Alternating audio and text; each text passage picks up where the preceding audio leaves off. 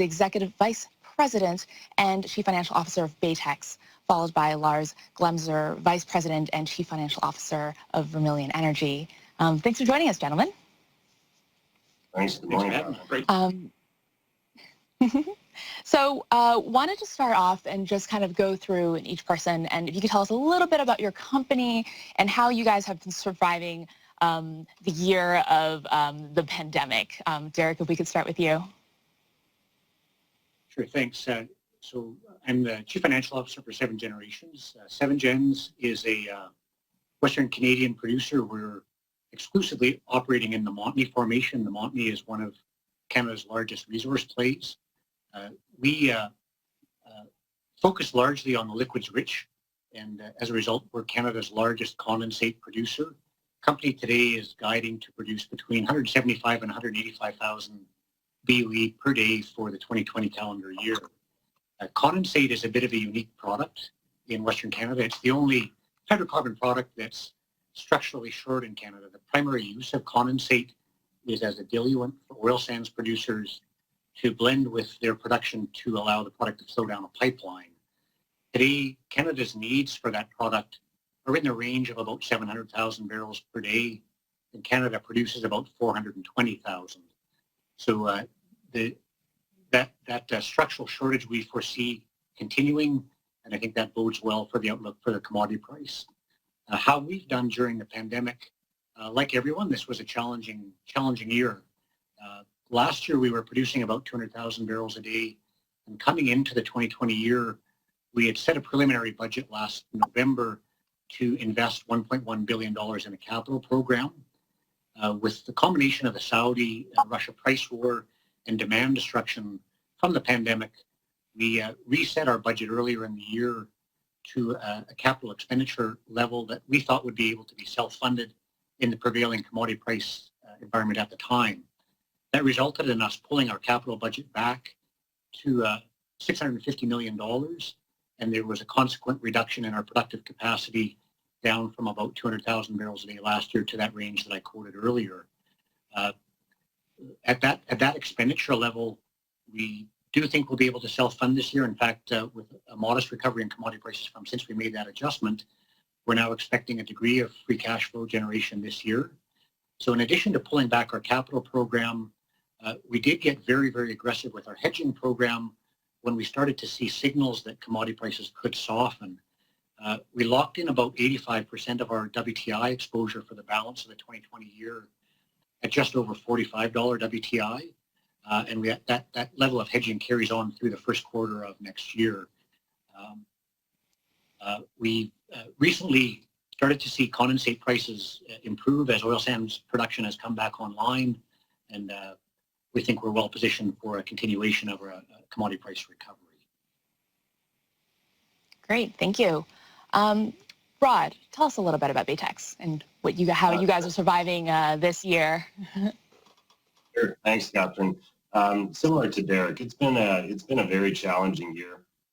We got started off the year very busy on the capital front. We basically issued a new series of bonds, which are due 2027. And we actually took the opportunity to retire a bunch of other bonds that were maturing in 2021 and 2022. And so what that did is give us the opportunity to renegotiate our bank credit facilities out to 2024, which is our nearest term maturity. So just a little bit of background on Baytex. We are basically an oil and gas producer, predominantly crude oil and liquids. We have properties in Alberta and Saskatchewan in Canada. And then we also have a non-operated interest in the Eagle Ford.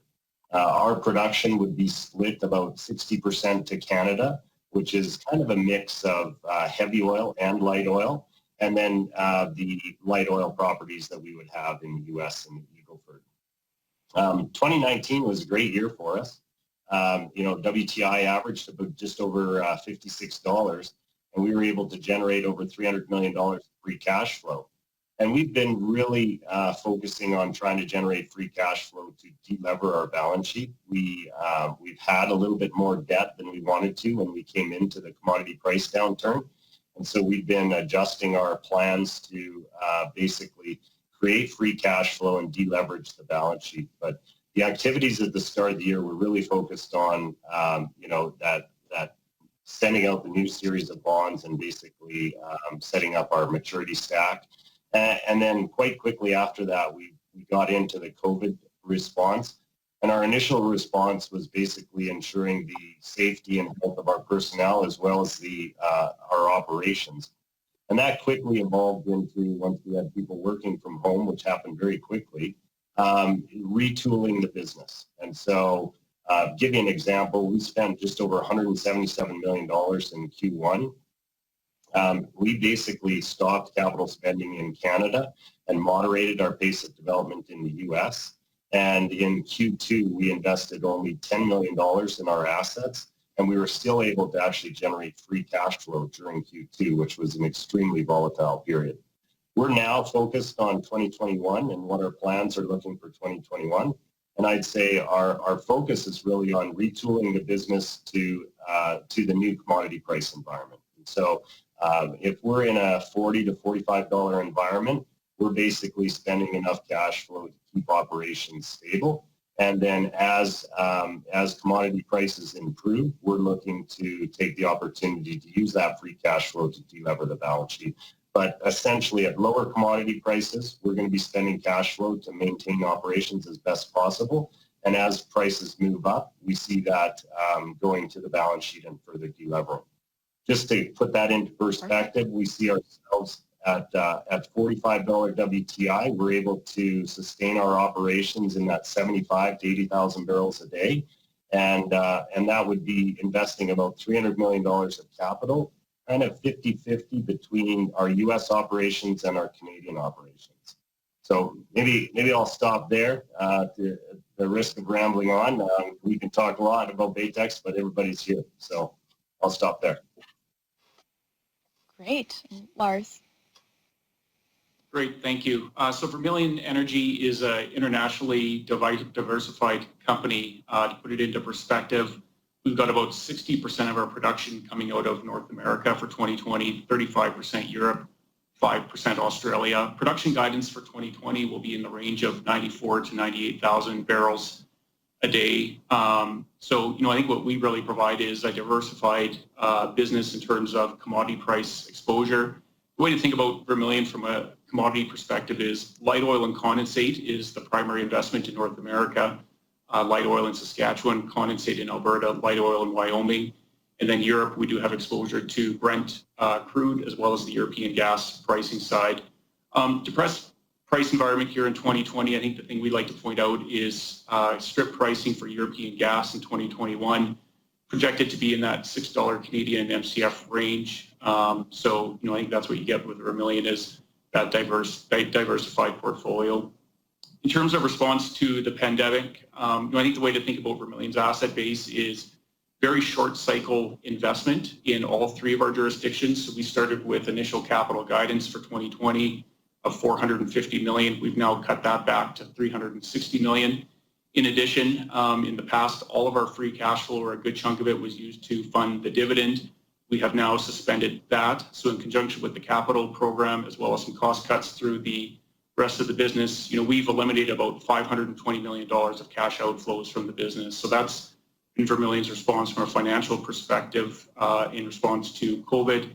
In addition to that, similar to Rod, we extended our credit facility as well in March of this year.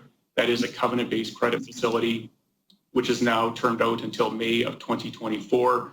And then, as most of the folks on the line here would be aware, we have the high yield notes outstanding. Those mature in March of 2025. So a pretty good maturity stack from that perspective. And with that, I'll turn it back to you. Great. So, Lars, just we'll circle back to you since you were just talking about credit and financing. I guess one of the big topics that we've seen in the last few years is the retreat of foreign players and partial divestitures or full divestitures. I think according to Bloomberg calculations, as of last year, we had about $30 billion in foreign company divestitures. And trying to understand what that means for a company like yourself, for Vermilion, is access to capital really that difficult? And What does that mean for the sector as capital markets are shunning the energy sort of E&Ps?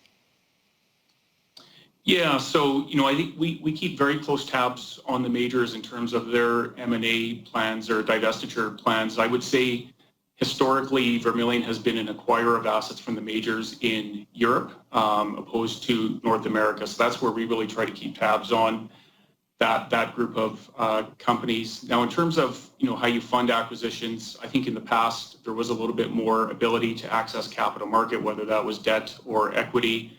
I think that access to capital markets is getting a little bit more stringent, expensive in this kind of environment. So in addition to the asset attributes that anything would have to meet, we would also have to be delivering on our balance sheet priorities as well. I would say our number one financial priority is debt reduction and leverage reduction. Therefore, any kind of acquisition, whether it was from a major or anyone else, would have to check the box on that balance sheet deleveraging as well. I think the advantage Vermilion has is the European franchise that we have built. What that allows us to do is look at acquisitions where price is not always the number one driver in a transaction. Things like asset retirement obligations and indemnities around those, reputation within Europe, a lot of those have a lot of value in Europe. So that continues to be an advantage for us going forward as majors execute on divestiture programs. Right. And Rod, you had talked about, I think the term you used was retooling your books or retooling your balance sheets, and you had talked a lot about free cash flow. I mean, how does one manage that? How does one manage that with prices at the levels in which they are in those sort of late 30s and 40s, and how do you achieve that? No, good question. It's getting a good handle on your assets and understanding where your margins are and where your profitable assets are. And through the downturn during Q2, we had actually shut in about 25,000 barrels a day of production, and that production just wasn't generating a positive margin for us. And so being able to be very, call it nimble, to move and shut down operations where you're not generating profits, and basically reduce any losses that you could incur. And so we've got a great understanding of our assets now. We did experience the downturn in 2016, and through that we also shut in production, but we bring that production back on as soon as it's going to generate a positive margin. And so it's really working closely with your assets and your field teams to make sure that you understand fully the operations and the cost structure that you have, and optimizing that for the environment. But second to that is also relying on a good risk management program. And so with that, we refer to our hedging programs or our long-term contracts. And we lean on those contracts during periods of volatility to make sure that we have operational flexibility. And so I think our teams have done a great job in terms of bringing production back on. Now we've seen commodity prices come back to some extent, and we've been able to bring essentially all of that 25,000 barrels a day that we shut in back online. Wow. And so for the question for the three gentlemen is, what does your capital spending look like for 2021? What does your production guidance look like for 2021, given where prices are at the moment and given how you guys are thinking, especially since we're at the end of the year? Derek, we could start with you. Sure. Maybe before I dive into the specific answer to your question, maybe I'll just pile on the theme that the priority for our company is at the moment deleveraging. And the deleveraging opportunity for us is coming from an ongoing maturing of the business. The company was a private equity-backed startup, and all of our growth has been organic, largely been organic. We went from a standing start to that 200,000 barrels a day that I talked about earlier. One of the byproducts of that was a corporate decline rate that maybe got ahead of where we would have liked it to be. So a couple of years ago, we made a conscious decision to stop pursuing production growth and be more focused on economic return for shareholders and bondholders. That slowing of the pace of growth has allowed our corporate decline rates to mitigate very substantially. And that's been our strategic direction for a number of years now. When we look going forward into 2021, we expect to see just have a continuation of what we've been doing for the last number of years, which is, in other words, holding productive capacity flat and very relentlessly focusing on cost reduction. That would imply that we'd be spending next year between $650 and $700 million on a capital program and holding production flat there.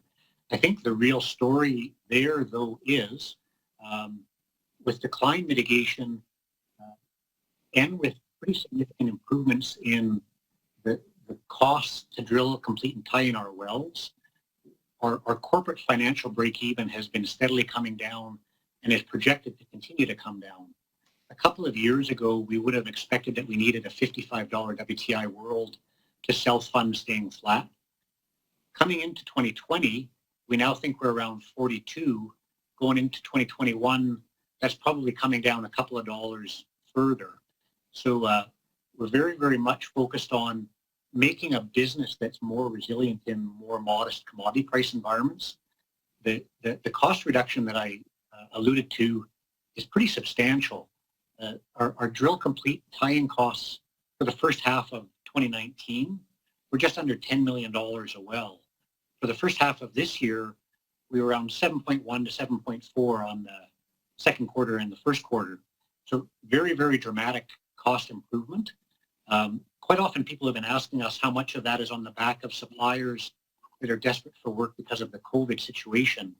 And my answer is none of it. All of those results were delivered pre-COVID and really are a function of changing the way we've scienced our wells and modifying the well designs and completion programs and doing some fairly aggressive work in terms of supply chain management and capturing some longer term contracts for some of the value chain. So as we look forward into next year and years beyond that, I would expect that our plan doesn't change very much. Continue to drive costs lower to the extent that we generate free cash flow.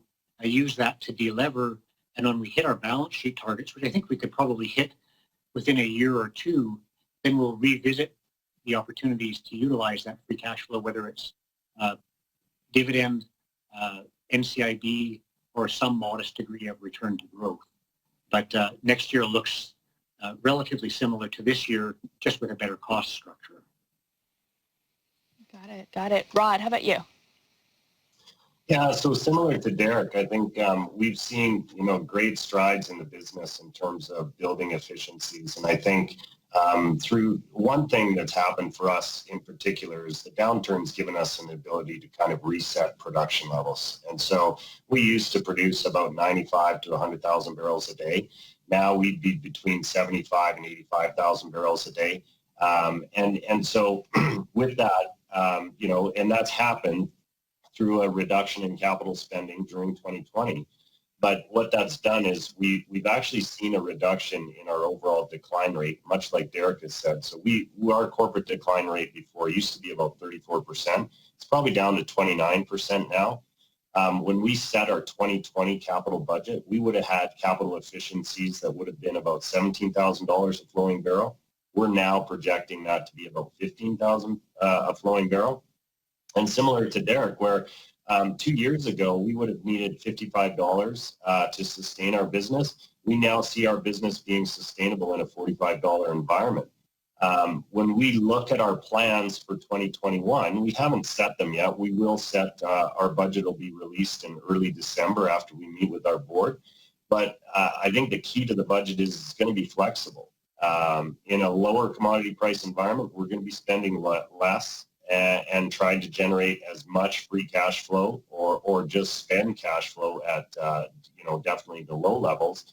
But at $45 environment, we can actually generate modest free cash flow and keep our business flat. And so we'll probably be going out with a program that's somewhat predicated on a $40 to $45 world, but remain adjustable or flexible should commodity prices change. And so the other thing that we do have, similar to both Lars and Derek, is we've managed to build up a bit of a hedge book for 2021. And right now we'd have over 35% protection at $45 WTI that actually allows us price participation up to $55 WTI. So we're feeling good about that protection. We'd like to have more, but we'll see where commodity prices go over the next little while here. Got it. And Lars, would love to hear about Vermilion, particularly since you guys have the international presence as well. Yeah, absolutely. Similar to the other two, we took the drastic measures of stopping the drilling program earlier this year. So from a production profile perspective, that will have an impact going into 2021 in terms of no capital investment offsetting some of those PDP declines through the second half of 2020. From a decline perspective, you can think of Vermilion kind of in that low to 20% range in terms of what that decline level is. So I think we have an advantage from that perspective. And then, because a lot of our investment is into either conventional or semi-conventional reservoirs, a lot less capital intensity than what you see in the unconventionals. Therefore, I think that we are able to, remain nimble and be flexible as we move forward. I think in terms of 2021, you look at 2020, we spent about $230 million of our $360 million program in Q1. I think there are some efficiencies to be had by level loading that throughout the year, utilizing the best rigs and that type of thing. So, I think consistent with Rod and Derek, we'll be more focused on longer term profitability as opposed to quarter to quarter or even annual production growth. And then what that also allows us to do is to remain nimble. And if we have a commodity price environment that is lower than what Strip is suggesting today, we'll have to react. Vice versa, if we have a commodity price environment that is higher than today, we'll be quick to react in that environment as well in terms of sort of balancing the capital allocation between the balance sheet, organic investment, as well as acquisitions. And to follow up on that, Lars, at the beginning when I asked if this question, and Derek had mentioned, cost savings from the technology side. What are you guys seeing in terms of if cost savings from oil field service providers? Obviously, it's been a sector that's been hit very hard, and wanted to see if when we talk about cutting expenses and have we gone to the bottom in terms of the service providers yet? Is there more savings there in that aspect? Similar to the other two, we haven't had much of an active program sort of since COVID has taken impact. I would say, there's not a heck of a lot more that service providers can provide from a cost saving perspective. I think the way we look at it too is our operating cost budget is approximately $450 million in absolute terms. That is much larger than the $360 million capital budget. I think that we'll look to there to make some more structural savings. Now, savings on that side of it take longer. They take some investment. There's no sort of silver bullet in terms of something that you'll see next quarter type thing. But I think that's where the business will really refocus is, on the operating side of the business as these capital budgets get shrunk and shrunk. Understood. Yeah. Want to turn it over a little bit to M&A and consolidation. Obviously, we are seeing some of that in the U.S. and it's been long talked about up in Canada. Rod, what are your thoughts? Do you think that we are ripe? The Canadian basin is ripe for some sort of major wave of consolidation, some sort of M&A?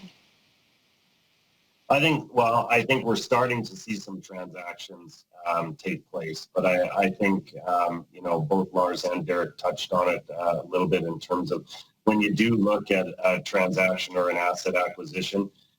For us in particular, we focus on asset quality and how that asset's going to compete within our portfolio.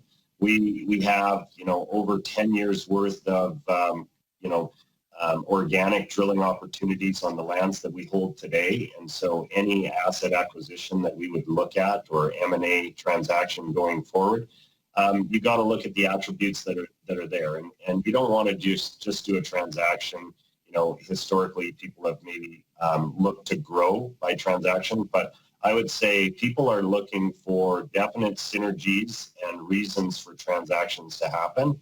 And they've got to tick all the boxes, whether it be, operational synergies, capital efficiencies, G&A savings, maybe the balance sheet in terms of fixing things there. But I think there is going to be more activity, but I think it's going to be very transaction specific in terms of making sure that all the boxes are ticked for the money managers when they're looking to make sure that the transaction does make sense.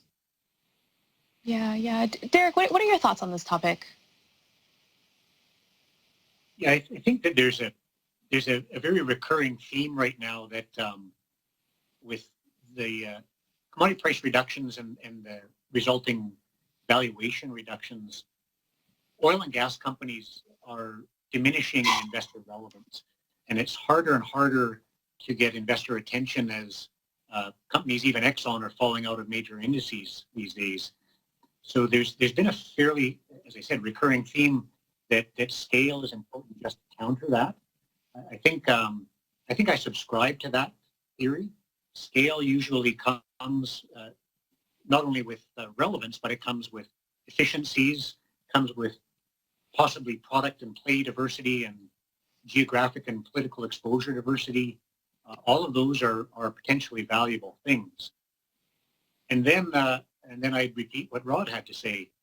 As a company like us thinks about M&A, for sure, there's different buckets of value that you can try to capture.